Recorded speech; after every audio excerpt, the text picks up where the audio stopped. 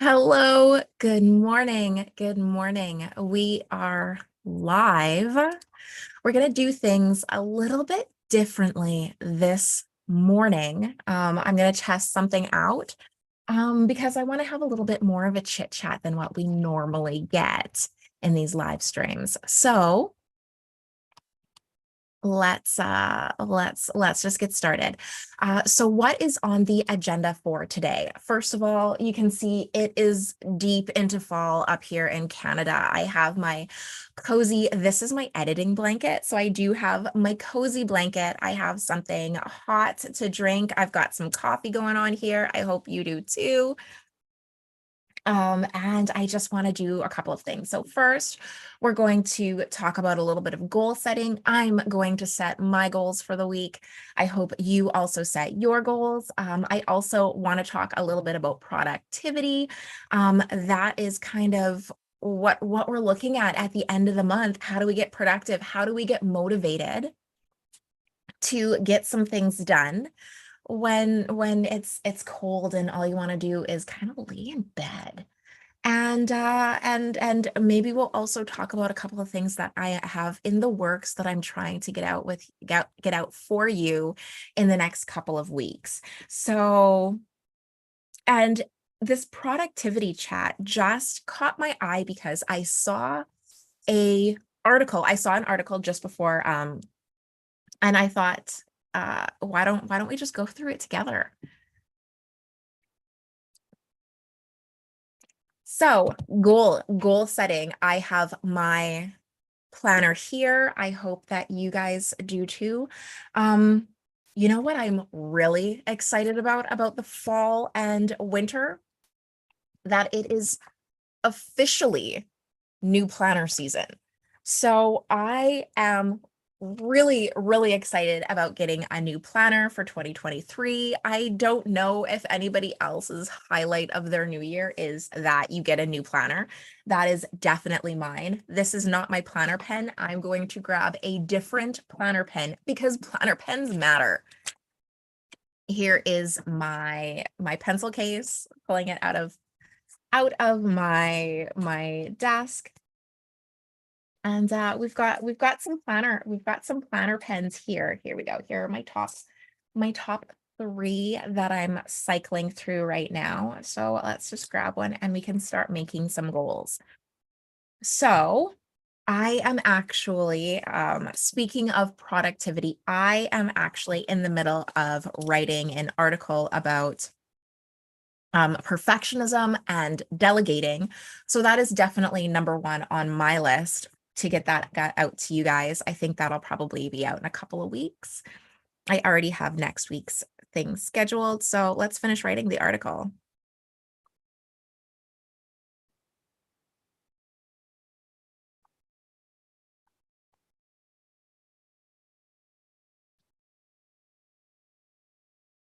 Okay, so that's my goal number one, is to get that out. Also, what I was mentioning is I have been getting so many people asking. I do have my article here. Let me pull it up. Let me actually pull this article up. I get so many questions about a specific article that I have about manifesting positive outcomes and good grades. So what I am going to do is I'm actually going to, here, let's find this article. I'm a professional. I do this all the time. Here, let's Control F.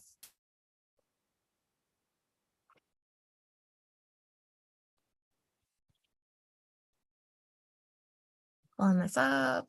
Here we go. I found it. Okay. So here, let me see if I can just share this article with you guys. That would probably be the easiest course of action if you could actually see what I was talking about. So let's share this. So this is one of my most popular articles. I get the most questions about this article and how to manifest good grades. So there's a copy of my study planner on there. So This does walk you through step by step, but I do find that I still get a lot of questions. So I think what I'm going to do is I am going to make just like a printable workbook that you guys can just follow through step by step to actually get these results and get the results that you want. I know it's kind of tough sometimes going back and forth between the website and trying to remember the steps and plan the steps ahead of time. So I'm thinking if I just make a printable workbook that you guys can just print off and like it'll just guide you through exactly what you need to do and all of the steps, then then maybe it'll help just a little bit more. So here we go. What is manifesting and why does it matter? Of course, manifesting, most people see it as putting an idea out into the universe, but it's just so much more than that. And so you do have the steps here just to really get clear on what you want, write it down and post it.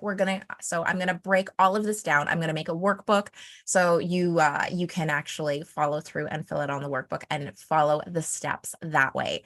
So that is the next big kind of project that I need to undertake. So once I finish writing that article about perfectionism, I'm going to make that manifesting workbook so that I can get that out to you guys.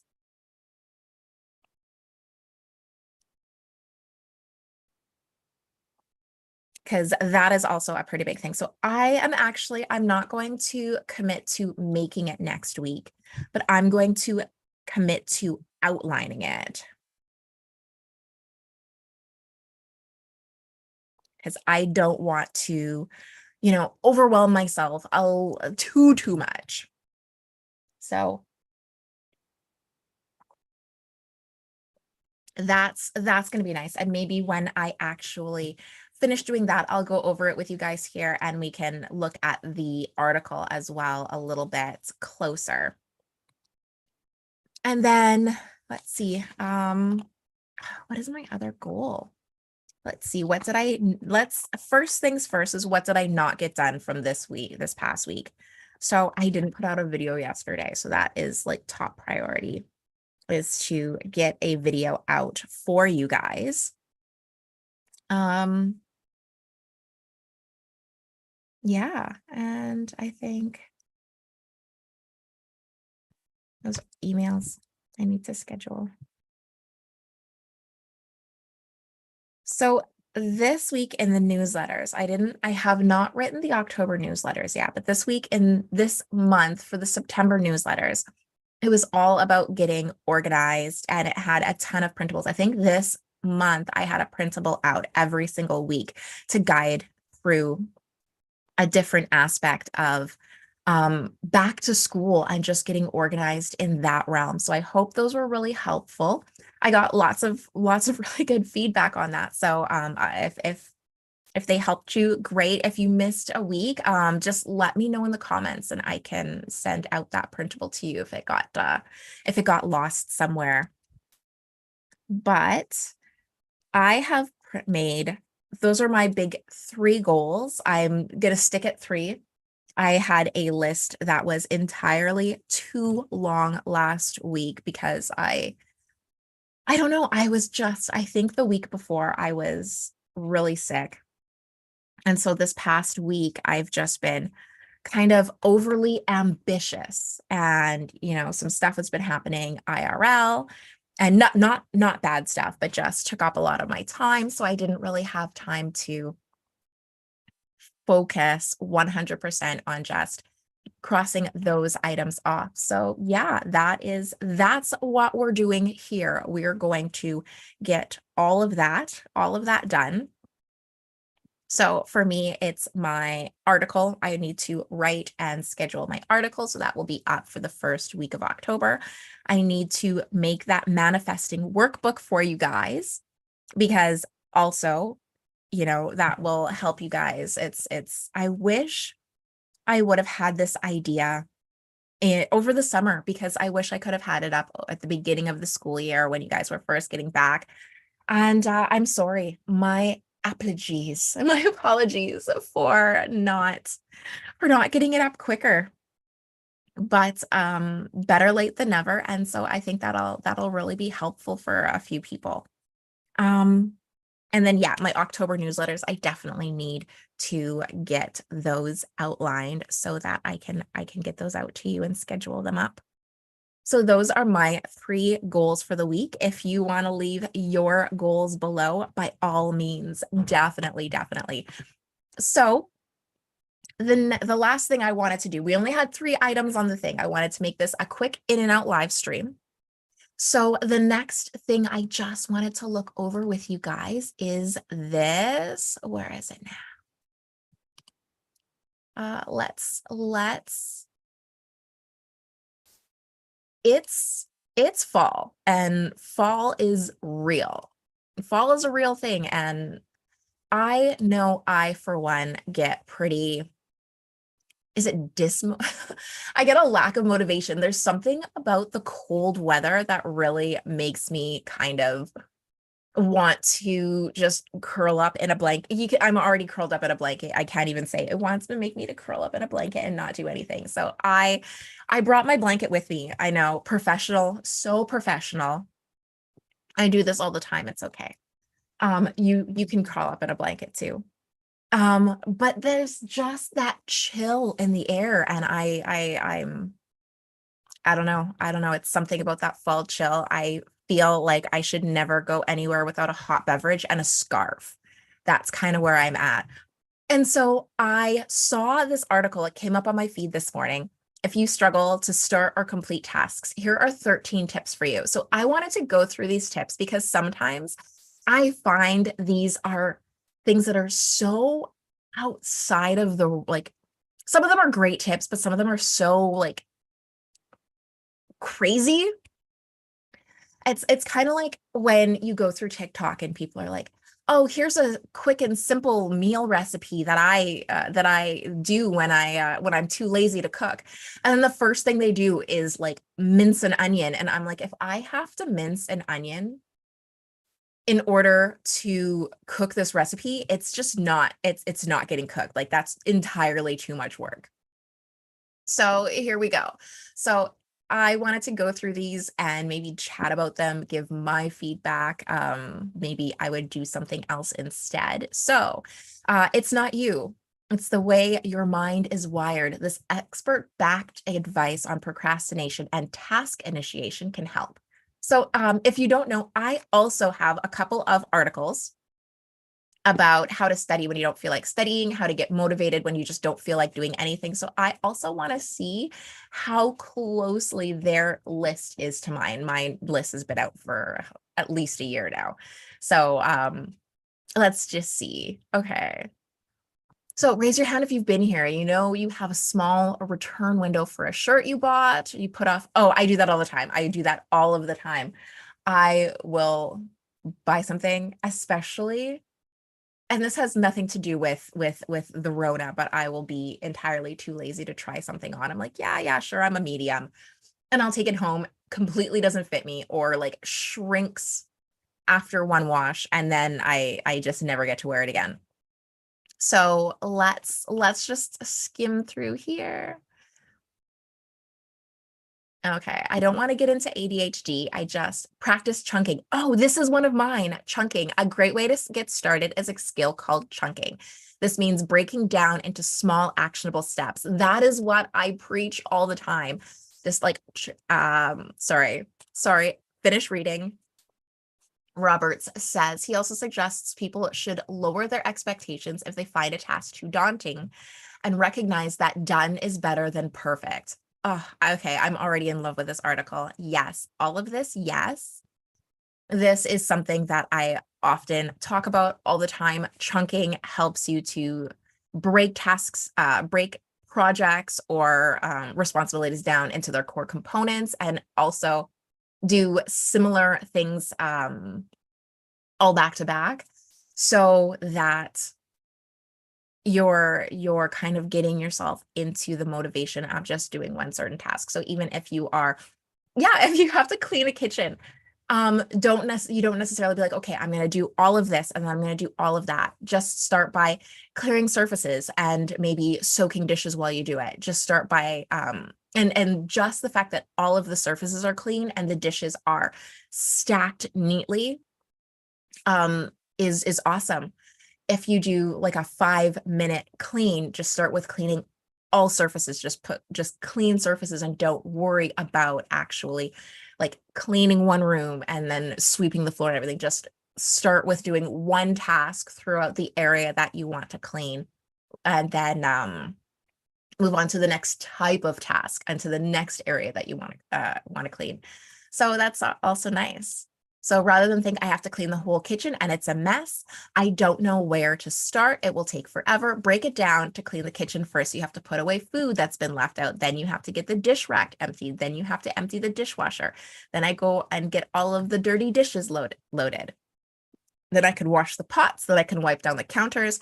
Then I can watch Real Housewives as a treat because I will be done. Yes, reward yourself. Reward yourself for little accomplishments. Reward yourself for big accomplishments. Okay. Their next tip, number 2, is transition to the task by doing another activity first. Okay, so let's look into this one a little bit more. Karen Nasur, therapist at Shaded Borough Counseling in Austin, Texas, suggests using another activity to help you transition to the task you want to do.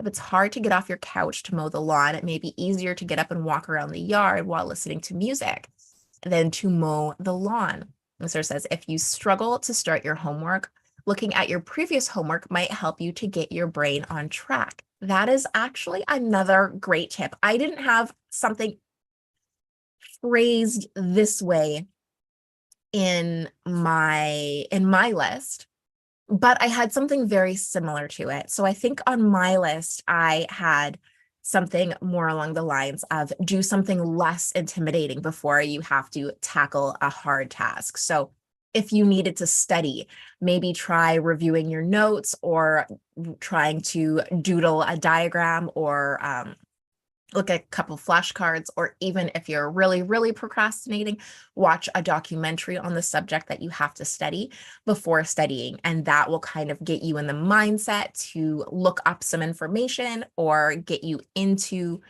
the task. For me, one thing that I love to do before, if I am motivated to write an article, I will actually dictate the outline of the article, even just on my phone. So I will just set up my headset and I will open a WordPad and I will just talk about what I want for each section of the article, or sometimes doing like some keyword searches to find out exactly what people are looking for in regards to my article. So if I'm talking about delegating, for example, it's like, okay, well, what parts of delegating do people have trouble with? And I'll go search up. People want to know what not to delegate. People often ask how to delegate to employees. People often ask how to delegate without being bossy. So those kind of things are what people are interested in. And then I will write down all of my ideas on that, or not write, I'll dictate. So I'll do like voice to speak or voice to text. And then when I go back and start editing it, I will be much more open to writing the article because I already have the rough draft written out by speaking it. And so now it's not quite as intimidating because it's already started. So same thing, if you're already up, if you're already on task, then it's a lot easier to really kind of get into it. Oh, hold on, we gotta plug in the laptop.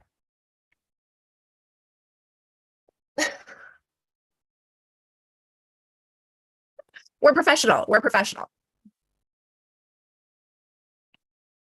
Okay, narrow down your list to just 3 items. I love it. This is awesome. Narrowing down your list is really going to help you. This is kind of like when I am always talking about only having 3 major goals for the week, having 3 big things for your day, because 3 is something that is really it's something that's manageable. It's not intimidating. And so I'm sure that's what this is about to read. So let's read it. So sometimes huge to-do lists can be overwhelming, not to mention impossible to get done in one day. Katie Ziskind A therapist and owner of Wisdom Within Counseling suggests picking 3 main goals. If you don't have any clean laundry and you need clean clothes for work in the morning, but you still have some fruits, beans, rice, and pasta to eat, doing laundry will be more important than going food shopping, she said. Even if you think you'll find food shopping more fun than laundry. Ziskin added Ziskin added that you don't feel motivated. That can come from feeling like you have too much responsibility. Okay, next, redefine success. So telling yourself you have to finish everything to feel accomplished is setting yourself up for failure. Instead, Johnson recommends rethinking what you consider a win. Redefine success of a task to make it more manageable or easier, she said. An example is to tell yourself that washing half the dishes today will count as a win, instead of saying you have to do all and clean the kitchen to feel accomplished. Sometimes just doing a few dishes is all you can do for the day, and that's okay. This one, I actually think that this is a really great one. I don't know that I had this one on mine. Maybe next time we'll go through my list and see what I had. But I think this is great because I actually catch myself doing it all the time. So sometimes I wake up in the morning and I feel horrible. And what I catch myself doing is I will like clean off an area. So I'll spend 5 minutes like clearing off all of the counters and just stacking the dirty dishes in the kitchen, or tidying up the living room, or coming into my office and just clearing up, doing a little bit of tidying in my office. And I find that to be so helpful for getting me motivated. As soon as I look around and see how clean and comfortable and inviting everything is, I feel amazing. So I totally get that, but I don't necessarily have to do a deep clean. Like I don't necessarily pull out the vacuum cleaner to, start vacuuming, or my area rug, or, start mopping and doing a huge clean. So I love that. I get that. I think that that's such a great idea. Okay. So next, figure out exactly how much time it takes to do a task. I know I'm going to love this one already. So, and for the record, I will link this article down in the description so that you can really go through it.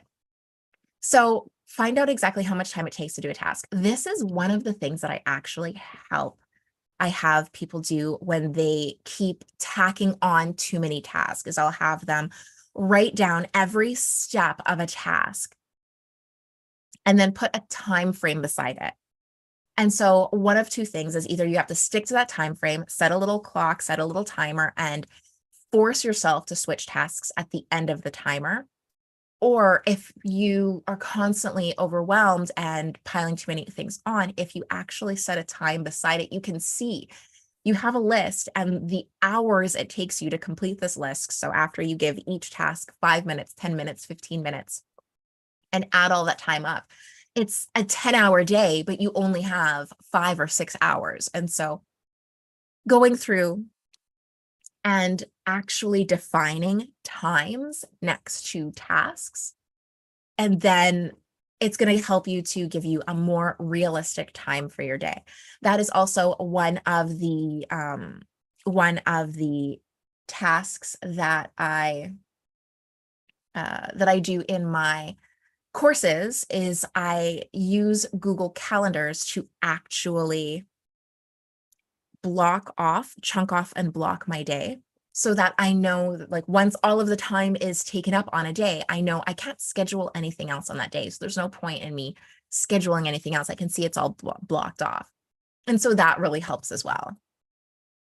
Allow yourself time to be distracted. Okay, this is one of the things that I actually do recommend, and I get flack for all the time because I actually schedule time in my day to procrastinate. So whether I do it at that time, or if at that time I just give myself a break, is kind of, it doesn't matter, because I've given myself that extra half an hour or 45 minutes just to sit there and daydream. So if I happen to do it at 9:30 and then I pushes, a couple of things back and, 15 or 20 minutes, then it's fine rather than the 1 o'clock that I scheduled it for. And if at 1 o'clock I get there and I have been diligent throughout the entire morning and I get to 1 o'clock on time when I have my procrastination time, I can sit there and I can flip through TikTok, or I can just sit around and go on Insta, or whatever it is that I feel like doing, or just sitting there doing nothing or playing a mobile game. So I love this one. Love, love, love. Outsource help. Okay, so unless you are on my consulting website, you don't know that I am actually, and I have like a Fiverr affiliate. So I use Fiverr. I've actually also done jobs on Fiverr in the past when I was first getting started. But Fiverr is awesome. Fiverr is amazing. I hire people all the time to do little tasks if I'm just like, I just can't. So that also helps in the household if you have a roommate. This is a major part of my perfectionism post that's going on, is delegating. So whether you are delegating to a friend, if you are delegating to actually like hiring somebody, how you can delegate as a perfectionist. So I am all for the outsourcing of help. Speak kindly to yourself. This one here, I don't added it to my list. However, I have an entire article on my website about negative self-talk. That one I am definitely going to also link in the bottom. Let's make a note to ourselves because we are professional. So we want to link. Let's link something. Link.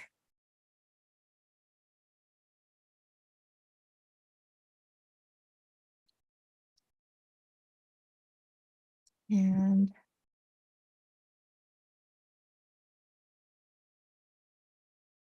okay, we are linking those two articles down.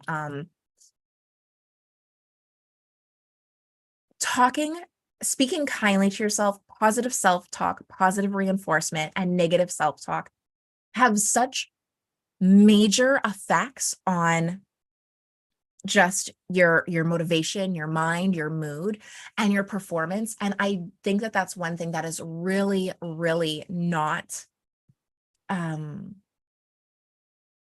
it's not appreciated as much as it should be, because it's just it's really wild. It's wild how underappreciated it is. I go into so much detail in my article. There's no way that I can wrap this up in 2 minutes. But essentially, your brain does not understand the difference between sarcasm and like a joke. Like hearing the words come out of your mouth, especially when you talk about yourself, your brain at a fundamental level does not really understand. So if you constantly tell yourself that you can't do something, if you constantly berate yourself and put yourself down, your like subconscious, for lack of a better word, is going to begin to believe that, and your motivation, your feelings towards a project or an event or a task, and your ability to carry it out is all going to be impacted.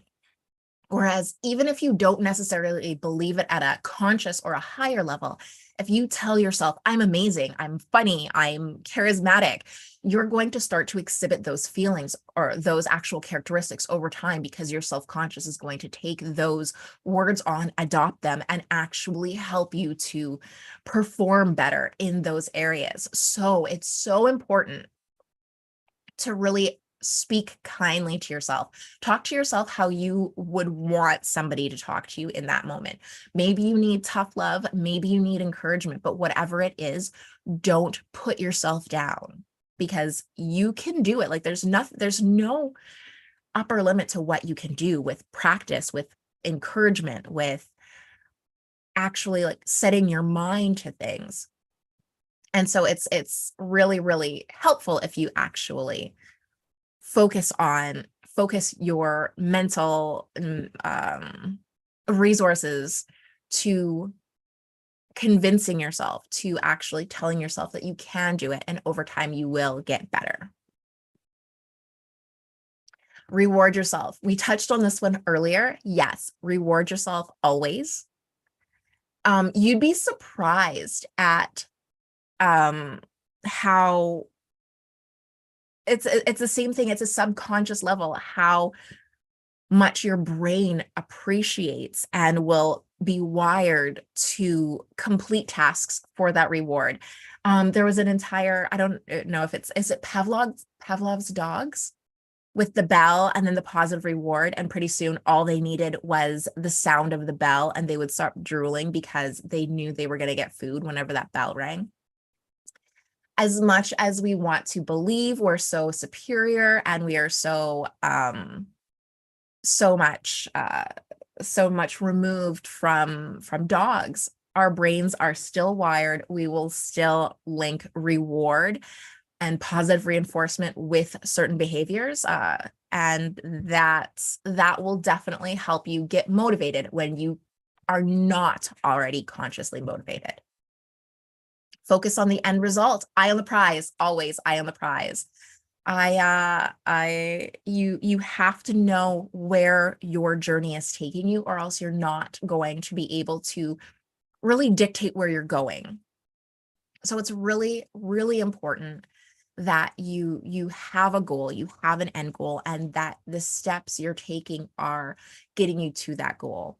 So, a clean kitchen, how is that going to help you, in getting things done? It's probably going to lighten your mood. It's going to put you in a better mood. You're not going to have to constantly work over, a counter full of dishes in order to get things. It could just, make it easier for you to focus because you're not worrying about a dirty kitchen.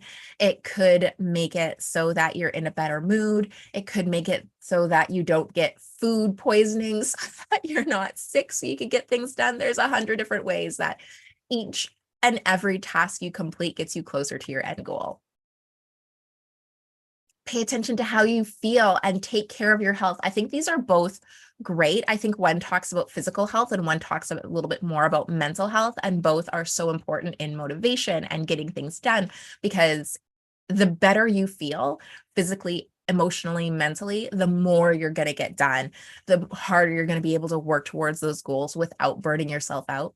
So having a decent work-life balance, and even having just the emotional resources to handle the amount of stress that it takes to take on a new project and see it through to completion.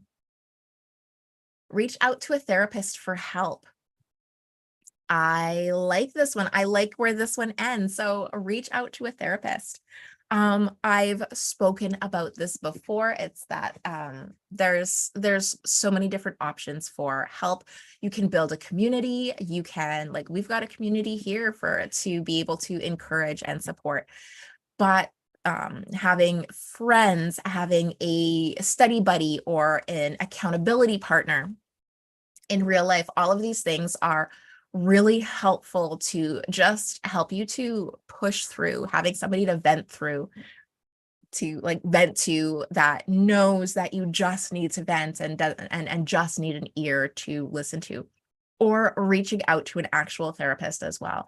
I had a therapist when I was younger because of some really kind of horrific things that happened when I was in high school.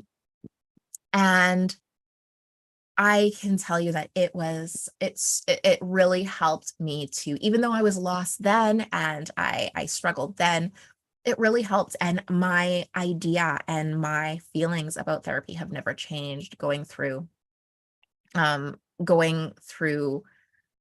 even other emotional issues and setbacks. When I knew that I was kind of in a place of despair, I did sign up and go back after being released from my teen years. And I can say that I know that it's always a fail-safe that I can go back to. This is not sponsored. I'm not I am not going to be, putting out a sponsorship for any particular therapist or anything like that. I think that that is such an incredibly personal choice of where and who and how you reach out for therapy, whether you do in person, online, whether you see a clinical therapist or a psychologist or a counselor. There's so many different things that can help you, and there's so many different ways to reach out and get that help. And I am really happy that right now society is going into such a mental health positive direction that you don't have to feel ashamed that it's okay. It's just a thing. It's just what you do now. So yeah, if you do find yourself, you don't even not even that you have to be in crisis. If you do find that you feel like you are struggling and you are not too sure, or you just don't want to talk to friends or family, and you want somebody that you know is going to keep those secrets safe and that you can talk to them about anything and there's no judgment and it's a safe space.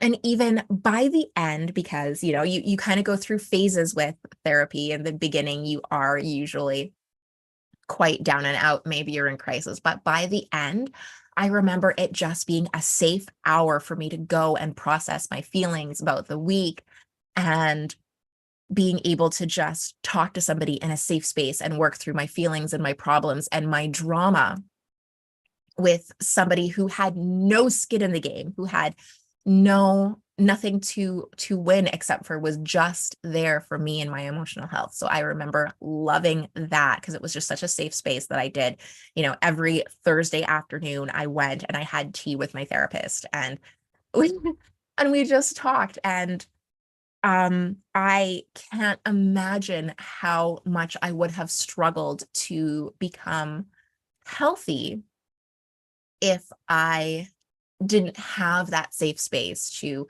you know, feel okay with not being okay when I wasn't okay, and then just be able to focus on me and my growth. So I think that's a great place to end off. That is a heavy topic for a Friday morning, but I like this new format. I think I might try it again. Um there are a couple things that I want to try coming up. So if there is anything that you want to chat about on Friday mornings, make sure to email me. All of the information is down in the description. Yes, I am one of those scrollers. I scroll as I go through things. But that's it for today. Um, and I hope you have a great weekend. I'll chat